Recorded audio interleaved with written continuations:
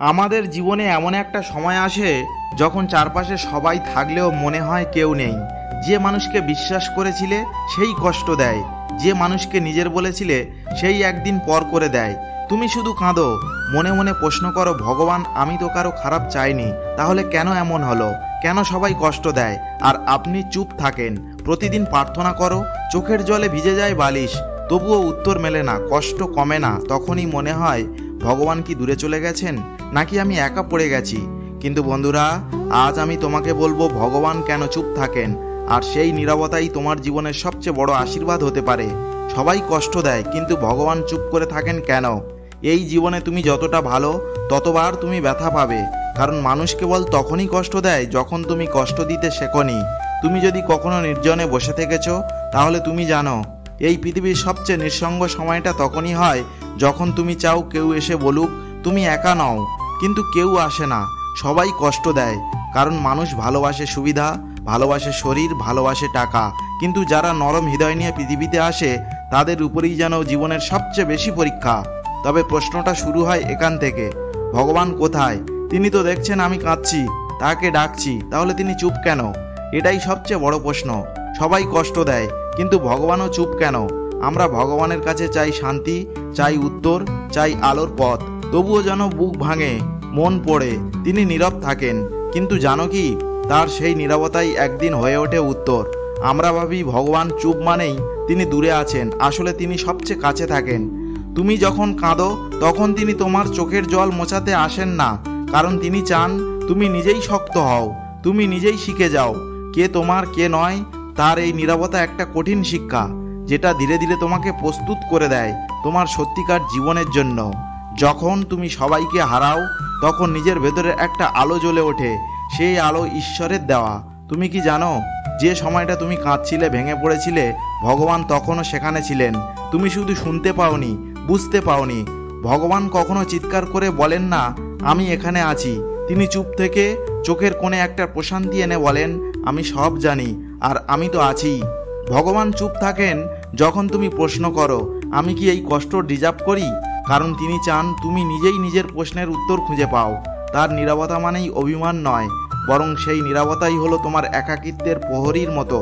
যখন সবাই তোমাকে ছেড়ে চলে যায় তখন ভগবান বলেন না আমি তোমার পাশে আছি, তিনি বলেন দেখো তোমার ভেতরেই আমি আছি।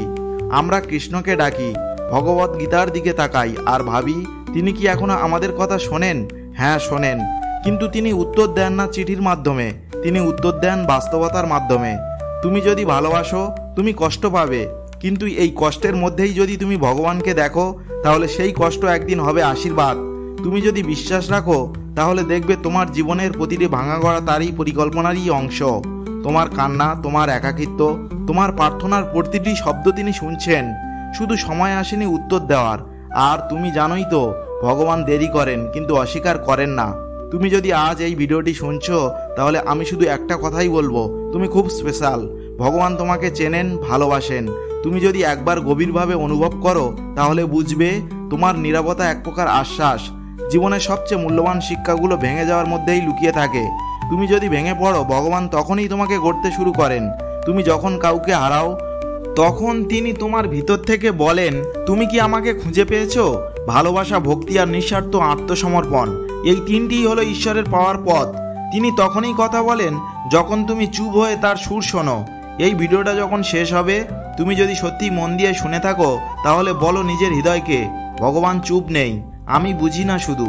আর তারপরে শুধু একবার চোখ বন্ধ করে বলো হে কৃষ্ণ আমি তোমার, তুমি আমার। দেখবে মনটা হালকা হয়ে গেল, জীবনটা এত ভারী মনে হবে না আর। ভগবান চুপ থাকেন কারণ তিনি বিশ্বাস রাখেন তুমি পারবে, তুমি উঠে দাঁড়াবে, তুমি আরো একজন নাও, তুমি তার সন্তান। বন্ধুরা, জীবনের অনেক প্রশ্নের উত্তর আমরা আজ পেলাম, কিন্তু এখন আমি তোমাকে বলবো এমন কিছু সত্য কথা যেগুলো তোমার ভিতরের আলোকে জাগিয়ে দেবে। এই কথাগুলো শুধু শুনবে না, মন দিয়ে অনুভব করো, হৃদয় দিয়ে বুঝে নেও, কারণ এই কথাগুলো তোমার জন্য। তুমি যেখানেই থাকো, যেমন অবস্থায় থাকো, মনে রেখো তোমার ভিতরে একটা শক্তি আছে যেটা আজও জেগে ওঠেনি।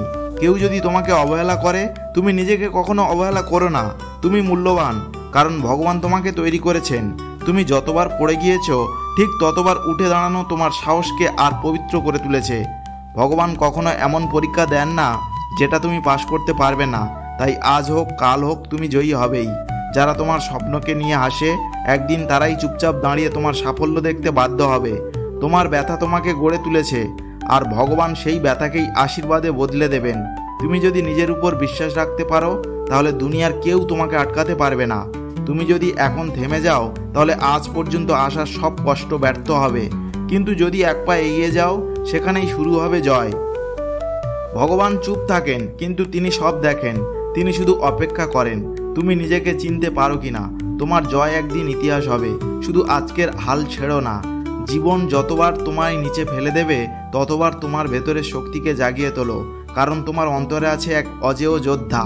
যখন তুমি সব হারিয়ে ফেলো, তখনই ভগবান তোমায় শেখান তোমার আসল শক্তি ছিল কখনোই বাইরের জিনিস নয়, বরং তোমার ভিতরেই। ধস নেমেছে মানেই সব শেষ নয়, বরং সেই মুহূর্তেই শুরু হয় আত্মনির্মাণের অসাধারণ যাত্রা। তোমার কষ্টগুলো একদিন তোমার শক্তির প্রমাণ হবে, আর সেই দিন তুমি নিজের জন্য গর্বিত হবে। যারা অন্ধকারের মাঝেও আলো খুঁজে পায়, তারাই আসল বিজয়ী।